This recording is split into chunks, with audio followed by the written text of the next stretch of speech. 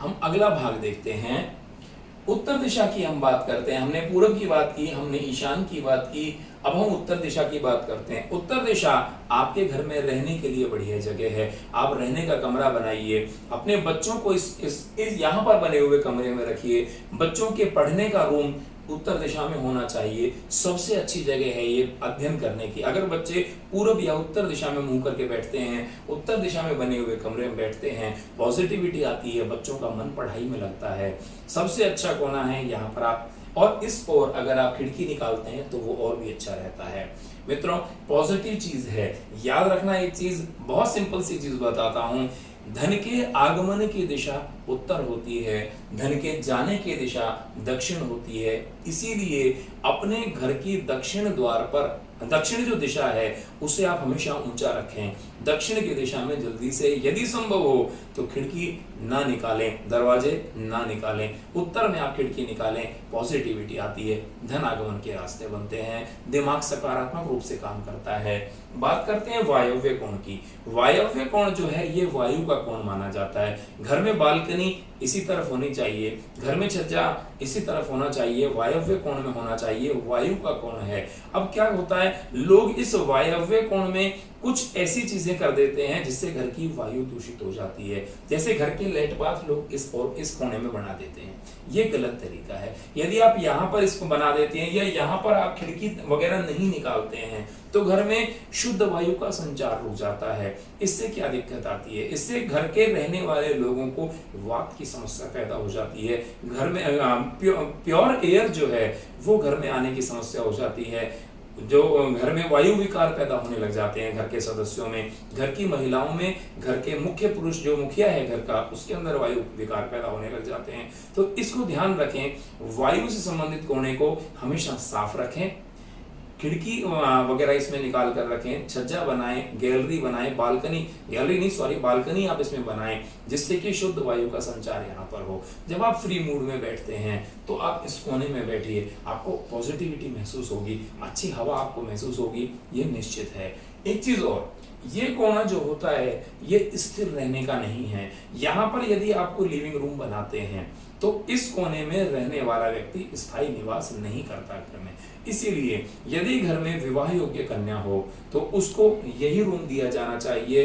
इस कोण में बने हुए रूम में विवाह योग्य कन्या अगर रहती है तो उसका विवाह बहुत जल्दी हो जाता है। मेहमानों को हमेशा इसी कोने में आपको ठहराना चाहिए जिससे कि मेहमानों का आवागमन बना रहे।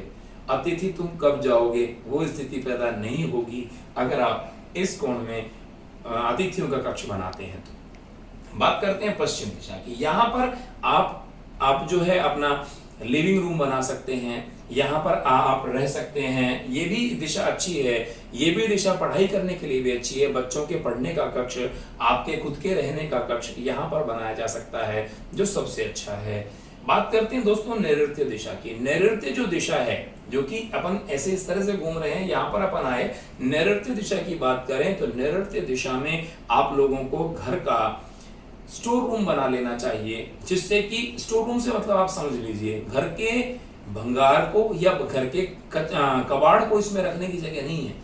घर में आप जो हैवी चीजें, घर की अलमारियां हैं, घर के बक्से हैं और घर में अनाज की टंकी है, इस तरह की चीजें आप यहाँ पर रखें। यदि यहाँ पर आप लिविंग रूम बनाते हैं तो निश्चित रूप से अपने घर के बुजुर्गों को इसमें रहने दें, क्योंकि ये स्थायी निवास का कोना है। इसमें जो लोग रहते हैं वो स्थायी निवास करते हैं और हम ये मानते हैं, आप सब ये मानते हैं, सभी लोग ये मानते हैं कि घर में बुजुर्गों का स्थायी निवास होना चाहिए, क्योंकि जब तक बुजुर्गों का सिर पर हाथ होता है तब तक हमारे पास बिल्कुल पहाड़ जैसी छत्र छाया होती है। इसीलिए उनके स्थायी निवास के लिए हमें ये जो रूम में ये जो कोना है ये उनको देना चाहिए जिससे कि वो इसमें निवास कर सकें। इसी रूम में आप अपने घर की अलमारियां वगैरह भी व्यवस्थित इसी रूम में करें जिससे कि धन इसमें आकर रुके।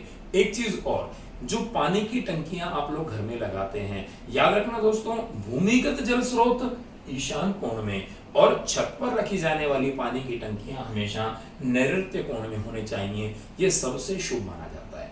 बात करते हैं दक्षिण दिशा की। देखिए यहाँ पर आप घर का लेट बाथ जो है अगर आपको बनाना है तो वो दक्षिण दिशा में होना चाहिए, वो सबसे श्रेष्ठ है। अगर दक्षिण दिशा में आप लेट बाथ बनाते हैं सबसे अच्छा है। दक्षिण दिशा में खिड़कियां नहीं निकालें, अगर संभव हो दक्षिण दिशा में खिड़कियां नहीं निकालें। घर की सीढ़ियां दक्षिण दिशा में लेकर आए। दक्षिण दिशा में अगर आप घर की सीढ़ियां लेकर आते हैं तो निश्चित रूप से आपको फायदा होता है। क्योंकि दक्षिण में जितनी ऊंचाई पर आप जाते हैं घर में पैसे के आगमन और उसके रुकने की स्थितियां उतनी ही अच्छी हो जाती हैं। थोड़ा सा और हम आगे बढ़ते हैं आग्नेय कोण की ओर। ये अग्नि का कोण है। इस कोण में दोस्तों अग्नि का वास होता है, इसीलिए घर में रसोई बनाना सबसे शुभ है। कब? जब आप आग्नेय कोण में बनाते हैं।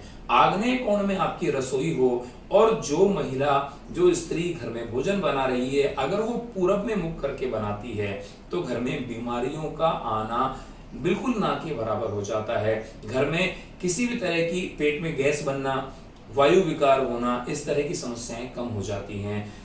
जोड़ों के दर्द की समस्याएं या इस तरह की जो डिजीज होती है वो अपने आप कम हो जाती हैं जब आपका आग्नेय कोण में भोजन बनता है। और भोजन बनाने वाले का मुंह पूर्व दिशा में होना चाहिए, ये आपको ध्यान रखना है। दोस्तों ये तो हमने बात की इन 8 दिशाओं की। अब सबसे मेन बात आपको बताता हूं, वो है ब्रह्म स्थान। घर का जो ब्रह्म स्थान है, घर के बिल्कुल बीचों बीच का जो बिंदु है उसे ब्रह्म स्थान कहा जाता है। इस ब्रह्म स्थान को कभी बाधित नहीं करना चाहिए।